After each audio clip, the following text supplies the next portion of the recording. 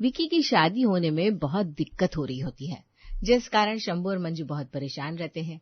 एक रोज मंजू की बहन उमा उनके घर आती है। दीदी, कब खिला रही हो विकी की शादी की मिठाई? मैं बोल देती हूँ, मैं 1 महीने पहले ही आ जाऊंगी।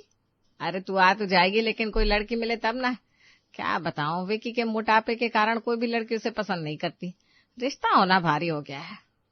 दीदी, विकी की नहीं हो रही तो क्या आशीष को भी बिठा कर रखोगी? उसकी शादी करा दो। एक औरत घर आएगी तो घर में मदद हो जाएगी तेरी भी। फिर जब विकी के लिए लड़की मिलेगी तब उसकी कर देना। एक के कारण दूसरे को कवारा रखना तो सही नहीं है। ये बात तो तू ठीक बोल रही है। इतने में शंभू भी वहां आ जाता है। नहीं, अगर ऐसा हुआ तो फिर विक्की की शादी कभी नहीं हो पाएगी। पता है, वो जो अपने सेठ है ना, उनके लड़के ने दूसरी जात में शादी कर ली है। तो हम भी कोई गरीब घर की दूसरी जात की लड़की ले आते हैं, क्या कहते हैं आप? यही ठीक रहेगा दीदी। मेरे घर के बगल में एक गरीब परिवार है, समोसे बेच बेच कर वो अपना गुजारा करते हैं। उनकी लड़की सांवली है लेकिन दिखने में अच्छी लगती है। उससे बात चलाऊं क्या विकी की? नेकी और पूछ आज ही बात कर।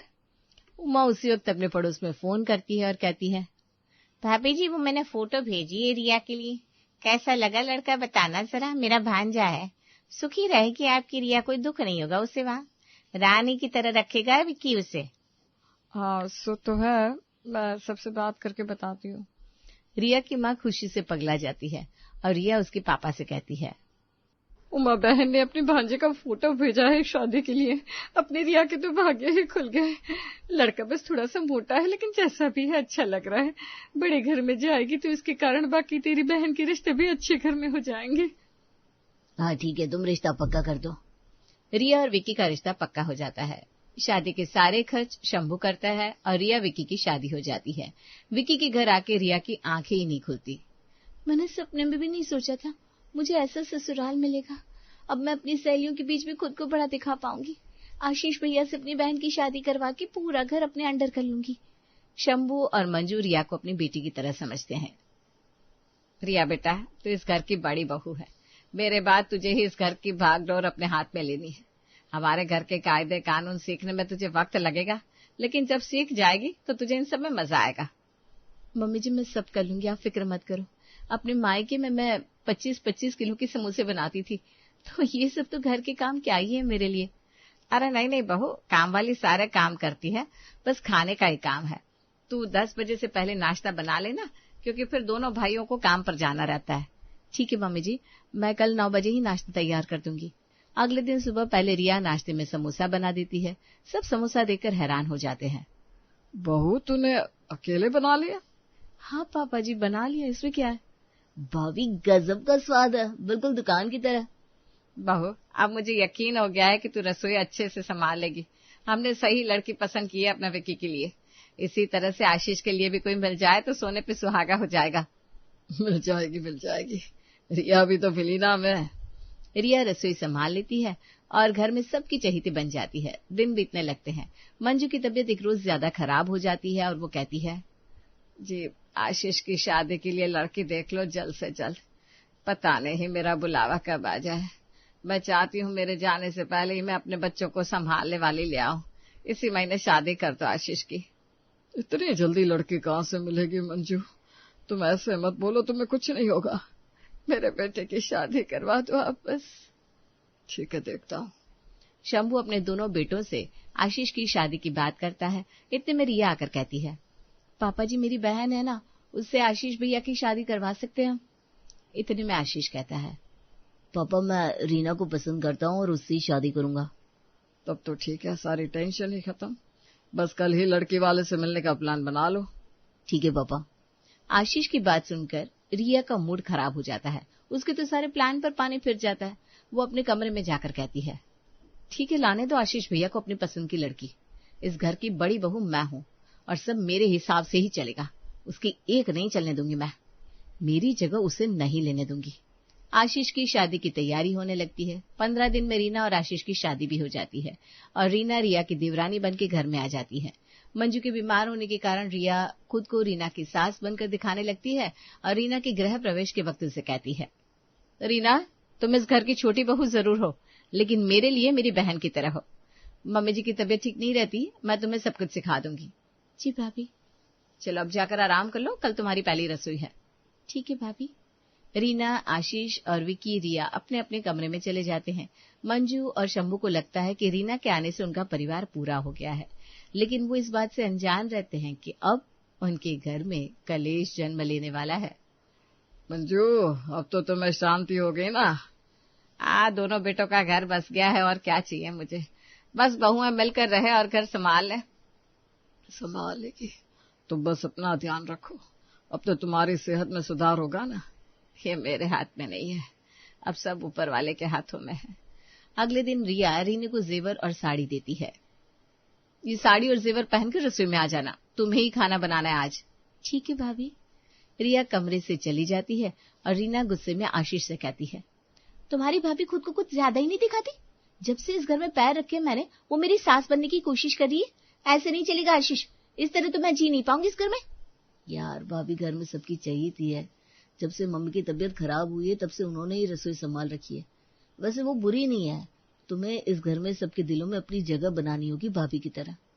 हाँ वो तो मुझे भी लग रहा है, मैं भी किसी से कम नहीं हूँ। ये तो मुझे पहले से पता है, ऊपर से भाभी की बहन को मना करके मैंने तुमसे शादी की है ना। रीना समझ जाती है कि रिया के दिमाग में क्या चल रहा है। वो अच्छे से तैयार होकर रसोई में जाती है।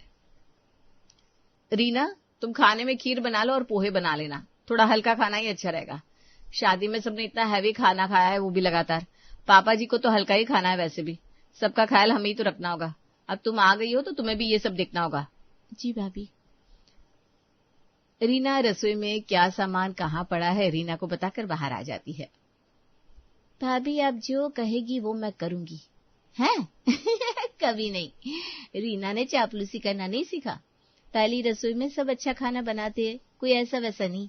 भाभी सोच रही है कि सबके सामने मुझे नीचा दिखा देगी, लेकिन मैं उनकी चाल में नहीं आने वाली हूँ। छोले कुलचे बना लेती हूँ, जिसे खाकर सब मेरी तारीफ करेंगे, जिससे भाभी जल जाएगी। रीना छोले और कुलचे बनाती है और साथ में खीर और पोहा बनाती है। रसोई में 2 घंटे लगने के कारण रिया खाने की टेबल पर बैठे सभी लोगों से कहती है, बहुत देर हो गई भाई रीना को तो रसोई में। आशीष भैया, उसे खाना बनाना आता तो है ना? कहीं ऐसा ना हो कि उसे आता ना हो और वो शर्म से बोल ना पा रही हो। ऐसा नहीं है भाभी, वो बहुत अच्छा खाना बनाती है। ऐसी बात है तो मैं रसोई में जाकर देख कर आती हूँ। उसे इतना वक्त क्यों लग रहा है? रिया जैसे ही जा रही थी कि रीना खाना लेकर बाहर आती है और सबको परोसती है। अरे वाह, सुबह सुबह छोले कुलचे मिल गए, और क्या चाहिए मुझे। रीना, तुम्हें कैसे पता मुझे छोले कुलचे पसंद है? भाभी मैंने पोहे भी बना दिए, जिससे ज्यादा तेल घी ना खाना हो तो वो खा लेगा। रिया शॉक्ड हो जाती है इतना खाना देखकर, लेकिन फिर भी वो हंसकर कहती है, चलो अच्छा है तुम्हें सब कुछ आता है, मुझे सिखाना तो नहीं पड़ेगा तुम्हें कुछ। वाह छोटी बहू, खाना बहुत स्वादिष्ट बना है। हाँ, एकदम होटल की तरह बना है। बहू दोपहर में खाना मत बनाना, सब यही खा लेंगे, इतनी मेहनत से बच्ची ने बनाया है। मंजू अपने गले से सोने का चेन निकालकर रीना को देती है और शंभू 11,000 रुपए उसे देता है। विकी अपनी तरफ से सोने की अंगूठी उसे देता है और कहता है, ये छोटा सा तोहफा मेरी तरफ से रीना। थैंक यू भैया। रीना ये सब देखकर जल जाती है और उसकी आंखें छोटी बड़ी होने लगती है। रिया बिना खाना खाए अपने कमरे में चली जाती है। ये कल की आई लड़की को मम्मी जी ने सोने का हार दे दिया, इन्होंने सोने की अंगूठी दे दी, मुझे तो ये सब नहीं दिया था। सब कुछ निकल ना जाए मेरे हाथ से, इस रीना को मौत देना पड़ेगा। इधर रीना और आशीष बहुत खुश होते हैं। रात में विकी रिया से कमरे में रीना की बहुत तारीफ करता है। क्या कुलचे बनाए थे रीना ने, सच में मुंह में पानी आ रहा है, अभी तक पेट भर गया लेकिन मन नहीं भरा। कल मैं भी बनाती हूँ छोले कुलचे, मेरे हाथ के खा के देखना। रीना ने बस एक तरह के कुलचे बनाए है ना, मैं तो 3 तरह के कुलचे बनाकर कल खिलाऊंगी आपको। ऐसी बात है तो बनाओ, मैं तो खाने के लिए तैयार ही हूँ। अगले दिन रीना जैसी रसोई में जाती है, रिया उससे कहती है, रीना आज तुम रहने दो, मैं बना रही हूँ नाश्ता, तुम बाकी का काम कर लो। जी भाभी। रिया खाना बनाने में लग जाती है। समोसा बनाने वाली की बेटी को कम समझ रही हो क्या रीना तुम? 3 तरह के कुलचे बनाऊंगी आज, प्लेन कुलचा, स्टफ कुलचा और अमृतसरी कुलचा। मेरी बराबरी तुम कभी नहीं कर पाओगे रीना। रिया 3 अलग अलग तरह के कुलचे और छोले बनाकर तैयार कर लेती है और सबको परोसती है। तो पेश है 3 अलग अलग तरह के कुलचे, एक साथ खा के बताइए कैसे बने। भाभी एक ही कुलचा बना दी, 3 की क्या जरूरत थी? वैसे तो मैं पहली बार कुलचे की 3 वैरायटी देख रहा हूँ। अच्छा देखिए, ये प्लेन कुलचा है, ये स्टफ कुलचा है, ये अमृतसरी कुलचा है। तीनों टेस्ट कीजिए, आपको पता चल जाएगा क्या अंतर है। आशीष और बाकी सब छोले कुलचे खाते हैं और विक्की कहता है, गजब का बनाया अमृतसरी कुलचा। मेरी पत्नी पंजाबी खाना भी इतना अच्छा बनाती है, मैं नहीं जानता था। तो खाना तो अच्छा लगा मुझे भी, लेकिन गर्मी बहुत हो रही है, इतना तला खाना अच्छा नहीं है सेहत के लिए। ऊपर से मेरी हालत तुझसे छुपी नहीं है। मम्मी जी आप तो जानती है, मैंने तेल पूरी तरह से निकाल दिया है छोले में से। मेरे खाने में कभी तेल नहीं होता, आप जानती है ना। हाँ बहू, लेकिन फिर भी इतना भारी खाना गर्मी में कोई नहीं खाएगा। ठीक है मम्मी जी, आप ये सब छोड़िए और खाने का आनंद लीजिए। बहू अमृतसरी कुलचे तो 1 नंबर दूंगा मैं।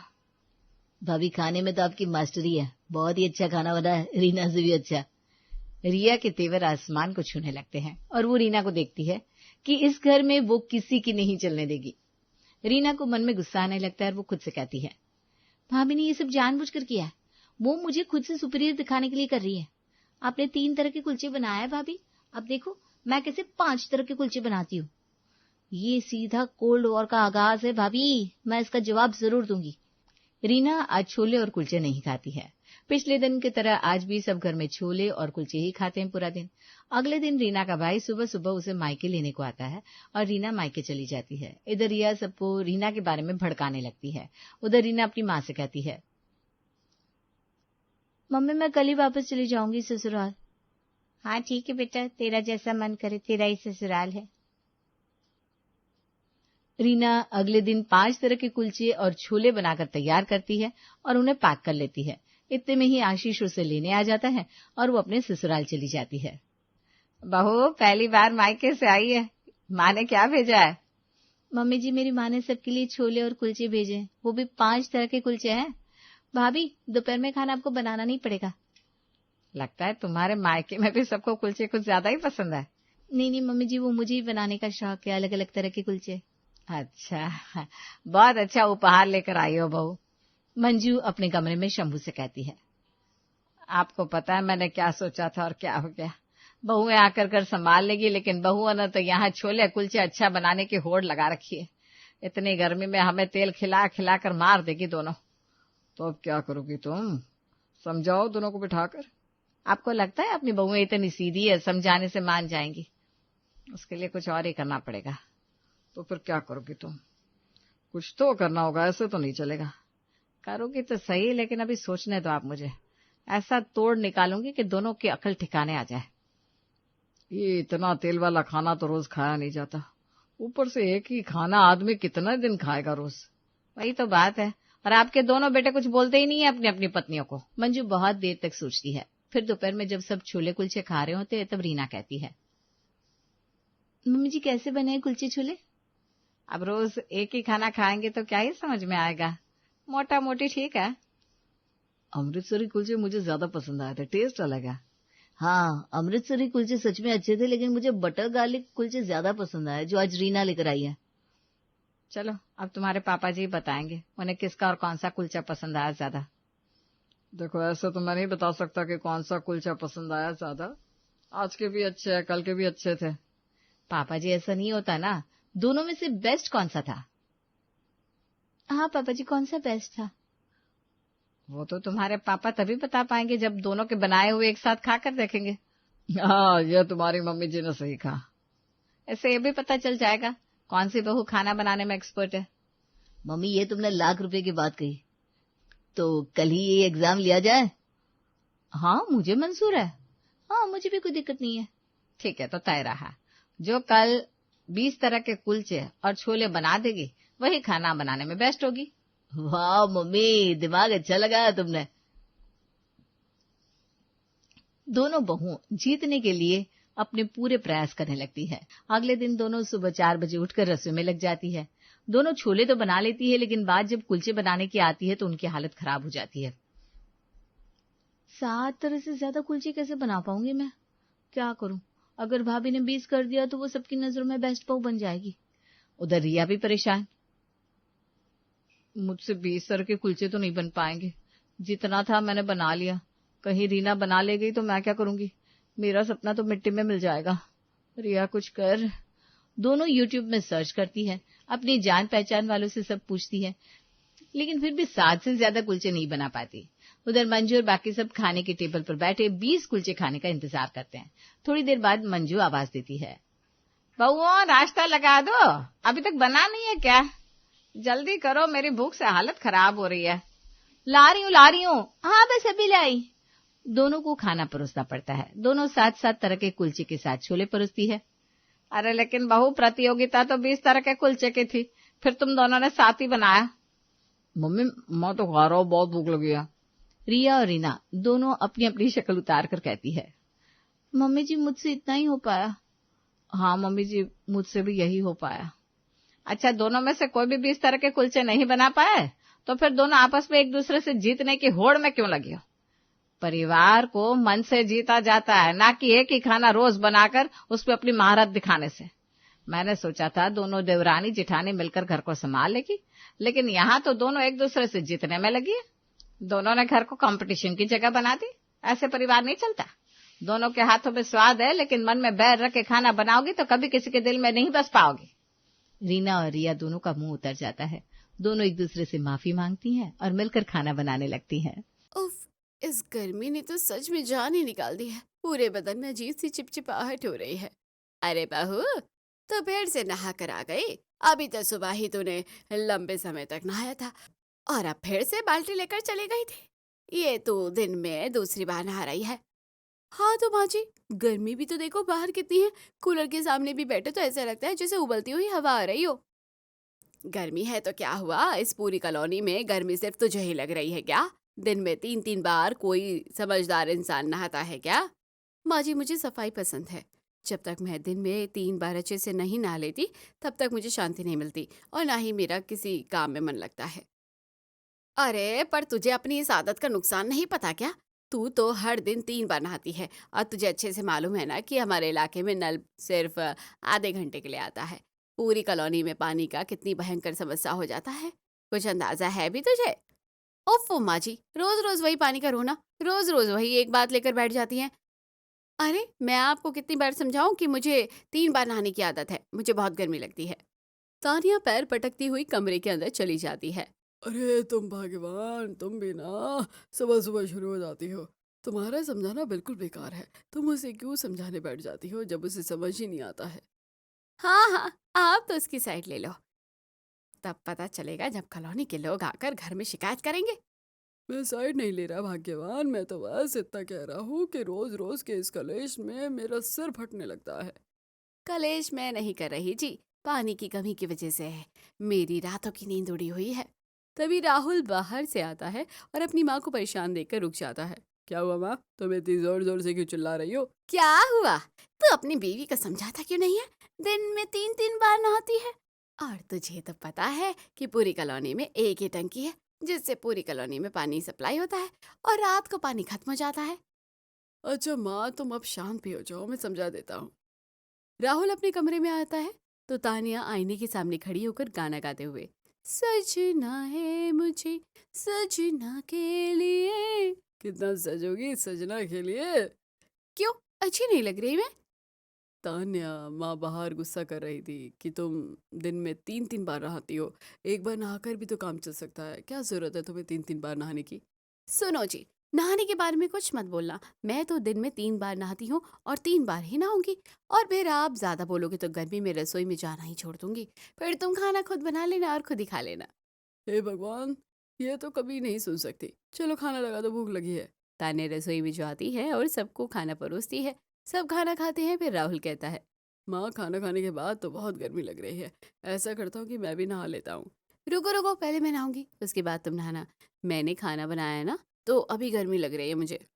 अरे लेकिन तान्या, तुम तो दिन में 2-3 बार नहा ही चुकी हो ना, अब मुझे नहाने दो। नहीं नहीं, पहले मैं नहाऊंगी, बाद में आप नहा लेना। तान्या बाथरूम में चली जाती है और काफी देर तक नहाने के बाद बाहर आती है। चलो अब मैं नहा कर आ गई हूँ, अब आप जा सकते हैं। चलो भाई, अब मेरी बारी। लेकिन कैसे नहाओगे, पानी तो खत्म हो गया है। क्या पानी खत्म हो गया है? हाँ, पानी खत्म हो गया है।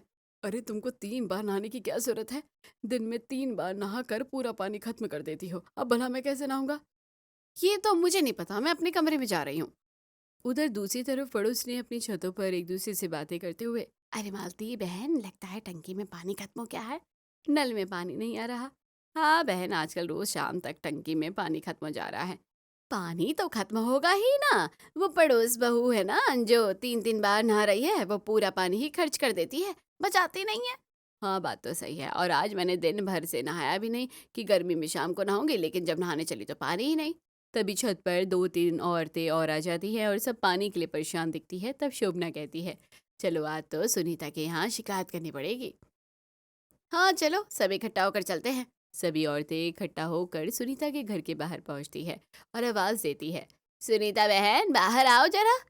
सुनीता बहन जल्दी आओ बाहर। आवाज सुनकर सुनीता घबरा कर दरवाजा खोलकर बाहर आती है। क्या हुआ बहने?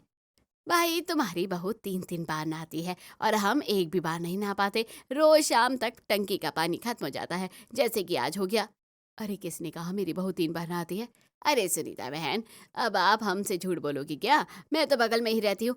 दिन में 3 बार शावर की आवाज आती है। आपकी बहू जोर जोर से गाना गा के नहाती है, मुझे पता है। ठीक है, तो मैं उसे समझा दूंगी कि दिन में एक ही बार नहाया करे। तभी तानिया भी औरतों की आवाज सुनकर बाहर आ जाती है। क्या बात है? ऐसे कह रही हो जैसे कुछ पता ही नहीं हो। दिन में 3 बार नहाती हो तुम। पानी खत्म हो गया है, अब हम लोग अपने काम कैसे करें? हम अपने अपने घर में 3-3 बार नहाए, 30 बार नहाए, आपको क्या करना? अरे एक ही टंकी है, सबको पता है। तुम सारा पानी लगा दोगी तो हम क्या करेंगे? तुमको संभल के नहाना चाहिए।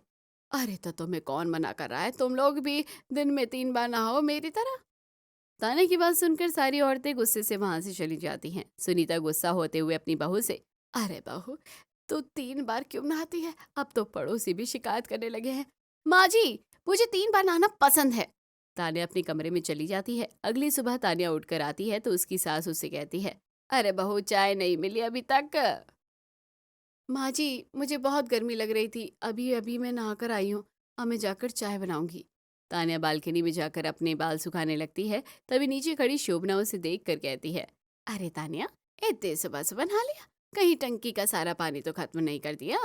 अरे शोभना, कैसी बातें कर रही हो? एक बार नहाने से भला टंकी का पानी खत्म कैसे होता है? एक बार नहाने से खत्म नहीं होता, लेकिन 3 बार नहाने से तो होता है ना? तुम तो रोज 3-3 बार नहाती हो। तुम भी 3-3 बार नहा लिया करो ना, देखना कितना मजा आता है। एक बार तुमने 3 बार नहा लिया ना, तो फिर तुम बार बार 3 बार नहाओगी। नहीं, मैं तो एक ही बार नहा के परेशान हूँ, 3 बार नहीं नहा पाऊंगी। अंदर से सुनीता की आवाज आती है, बहू नाश्ता बना दे। आई माँ जी। तान्या किचन में जाकर नाश्ता बनाती है और फिर उसके बाद वो घर के सारे काम करती है। तभी सुनीता तान्या के पास आकर तान्या से, अरे बहू मैं जरा पड़ोस से होकर आती हूँ। जी माँ जी। सुनीता पड़ोसन मालती के यहाँ जाती है और दोनों पड़ोस ने आपस में बातें करते हुए, सुनीता बहन अपनी बहू को मना करो, वो दिन में 3-3 बार नहाना है। किसी ने कंप्लेन कर दी तो तुम्हारा नल का कनेक्शन कट जाएगा। अरे मैं तो समझा समझा के परेशान हूँ, लेकिन वो समझते नहीं है। बातें करने के बाद सुनीता वापस आ जाती है। रात हो जाती है और तान्या खाना खाकर सभी लोगों से कहती है, खाना बन गया है, चलिए खाना खा लीजिए। हाँ तुम भी खाना खा लो। नहीं, मैं तो नहीं खाना खाऊंगी। तान्या नहाने चली जाती है। वो बाथरूम में नहा ही रही होती है कि तभी पानी खत्म हो जाता है। हे भगवान, पानी खत्म हो गया। अरे ये क्या? लगता है माँ जी ने बाल्टी का पानी भर के रखा है। लगता है उन्हें मालूम था कि पानी खत्म हो जाएगा। तान्या बाल्टी के पानी से नहा कर बाहर आती है। माँ जी, मैं नहा रही थी कि तभी पानी खत्म हो गया है, और आपने जो एक बाल्टी पानी भर के रखा था ना, मैंने उससे नहा लिया। हे भगवान, एक ही बाल्टी पानी था, तूने उससे भी नहा लिया। अब भला हम क्या करेंगे तान्या? तूने सिर्फ पानी नहीं बहाया, बल्कि मेरे सब्र का बांध भी तोड़ दिया। अब सुबह चाय के पानी के लिए भी हमें पड़ोसियों के आगे हाथ फैलाना पड़ेगा। ओह माँ जी, सुबह की सुबह देखी जाएगी। अब क्या मैं पानी के डर से बिना नहाए सो जाती? मुझसे तो ऐसी चिपचिपाहट में नींद नहीं आती है। तेरी इस नींद के चक्कर में पूरे घर की नींद उड़ चुकी है, पर तुझे क्या फर्क पड़ता है? ऐसे ही कुछ दिन बीत जाते हैं। एक दिन कॉलोनी के लोग इकट्ठा होकर बात करते हैं। अब पानी की किल्लत बर्दाश्त से बाहर है और हमें जल विभाग में शिकायत करनी पड़ेगी। सब लोग ऑफिस पहुंच जाते हैं। साहब, हमारी कॉलोनी की टंकी रोज शाम को खाली हो जाती है। हम सब बूंद बूंद पानी के लिए तरस रहे हैं, और वहाँ एक ही घर में पानी का ऐसा कल्लेआम मच रहा है। देखिए, आप सब शांत हो जाइए, मुझे एक एक करके बात बताइए कि आखिर समस्या क्या है और पानी इतनी जल्दी खत्म कैसे हो रहा है? साहब, हमारे पड़ोस में जो सुनीता रहती है उसकी बहू दिन में 3-3 बार नहाती है, आधा-आधा घंटा शावर खुला छोड़ देती है। आप ही बताइए, ऐसे भयंकर गर्मी में जहाँ पीने का पानी नहीं मिल रहा, वहाँ कोई इस तरह बहाएगा क्या पानी? तो कैसे चलेगा? हाँ साहब, हम सब औरतें मिलकर उसके घर को समझाने भी गई थी, लेकिन उसने साफ कह दिया कि वो 2-3 बार क्या 30 बार भी नहाएगी, उसे किसी का कोई डर नहीं है। क्या इस संकट के समय ऐसी लापरवाही? ये तो सरासर कानून का उल्लंघन है। सरकारी पानी को इस तरह बंद करने की इजाजत किसी को नहीं दी जा सकती। तुम लोग जाओ, अभी जाकर उनके घर का मेन पाइप ही काट दो, तभी उन्हें पानी की कीमत समझ आएगी। जल विभाग के कर्मचारी सुनीता के घर पहुंचते हैं और उनके घर का सरकारी नल कनेक्शन काट देते हैं। दोपहर को तान्या हमेशा की तरह बाल्टी लेकर बाथरूम में जाती है। अरे ये क्या मजाक है, नल से तो एक बूंद भी नहीं टपक रहा है। माँ जी, ओ माँ जी, जरा बाहर आकर देखना, नल में पानी क्यों नहीं आ रहा है? क्यों चिल्ला रही है बहू? दोपहर के 2 बज रहे हैं, इस वक्त तो पानी वैसे भी नहीं आता है। अरे माँ जी, इस वक्त थोड़ा बहुत तो पानी तो हमेशा पाइप में रहता ही था, आज तो पूरी तरह नल सूख चुका है। मुझे दोपहर का नहाना निपटाना था, मुझे बहुत बेचैनी हो रही है। हाँ, तू तो रोज दिन में 3-3 बार जो नहाती थी ना, उसका फल मिल गया। जरूर कॉलोनी वालों ने, किसी ने जल विभाग में तेरी शिकायत कर दी होगी, इसलिए आज नल का कनेक्शन ही कट गया। हॉल में आकर तानिया राहुल से, ऐसे कैसे हमारा नल काट सकता है कोई? राहुल जी, जल विभाग को फोन लगाओ, उन्हें बोलो कि आकर देखे कि किसने ये हरकत की है। तानिया की जिद पर राहुल तुरंत जल विभाग के अधिकारी को फोन लगाता है और फोन में बात करता है। साहब, ये राहुल बात कर रहा हूँ, हमारे घर का नल का कनेक्शन काट दिया गया है। आखिर हमारी गलती क्या है जो आपने बिना बताए ऐसा कदम उठाया? राहुल जी, गलती आपकी नहीं बल्कि आपकी पत्नी की है। पूरी कॉलोनी के लोगों ने लिखित शिकायत दर्ज की है कि आपकी पत्नी दिन में 3-3 बार पानी बर्बाद करती है, जिससे पूरी कॉलोनी परेशान हो रही है। साहब, मैं मानता हूँ कि उसने गलती की है, लेकिन इस भयंकर गर्मी में बिना पानी के हमारा पूरा परिवार कैसे रहेगा? कृपया हमारा कनेक्शन दोबारा जोड़ दीजिए। कनेक्शन इतनी आसानी से नहीं जुड़ेगा राहुल जी। सरकारी पानी की बर्बादी के जुर्म में आपके घर पर भारी जुर्माना लगाया गया है। आपको पूरे 25,000 रुपये का जुर्माना भरना पड़ेगा, तभी कनेक्शन वापस मिल पाएगा। क्या? 25,000 रुपये? साहब, ये तो बहुत बड़ी रकम है। एक मिडिल क्लास परिवार के लिए इतनी बड़ी रकम अचानक से चुकाना नामुमकिन है। तो फिर बिना पानी के रहने की आदत डाल लीजिए। जब तक जुर्माना नहीं भरा जाएगा तब तक आपके घर में पानी की एक भी बूंद नहीं आएगी। राहुल उदास होकर फोन काट देता है और सभी को ये बात बताता है। क्या? 25,000 रुपये जुर्माना? हे भगवान, ये तो पूरे महीने का बजट है। अब हम इतने पैसे कहाँ से लाएंगे? हमारे पास इस वक्त पे इतने पैसे फालतू भी नहीं है रखे हैं। ये सब हमारी लाडली बहू के उस 3 बार नहाने के शौक का नतीजा है। भुगतो अब सब मिलकर। लेकिन माँ जी, अब बिना पानी के घर का काम कैसे चलेगा? मुझे तो सोच कर ही चक्कर आ रहे हैं। मैं बिना नहाए कैसे रहूंगी? कैसे चलेगा क्या मतलब? अब पानी हवा से तो आएगा नहीं। जब तक जुर्माना नहीं भरा जाता तब तक बहू बाहर जाएगी और बाहर से पानी भर कर लाएगी। सामने नगर पालिका का जो सरकारी नल है, वहीं जाओ और पानी भर कर लाओ, तब पता चलेगा कि पानी कितनी मेहनत से आता है। लेकिन आज रात का काम कैसे होगा?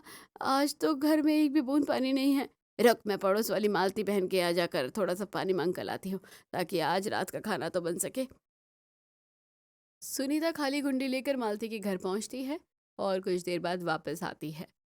अम्मा जी, आप तो सिर्फ ये 2 गुंडी पानी लेकर आई हैं। इतने में पानी में रसोई का काम, बर्तन और साफ सफाई कैसे होगी? पड़ोसियों ने साफ कह दिया है कि तुम्हारी बहू दिन में 3-3 बार नहाकर पानी उड़ाती थी। हमारे पास तुम्हें देने के लिए इससे ज्यादा पानी नहीं है। उन्होंने तो ये पानी भी तरस खा कर दे दिया है। कितने मतलबी लोग हैं ये। माँ जी, इस 2 गुंडी पानी में भी 1 गुंडी पानी तो मैं नहाने के लिए ले जा रही हूँ। मुझसे इस गर्मी में और नहा रहा जा रहा है।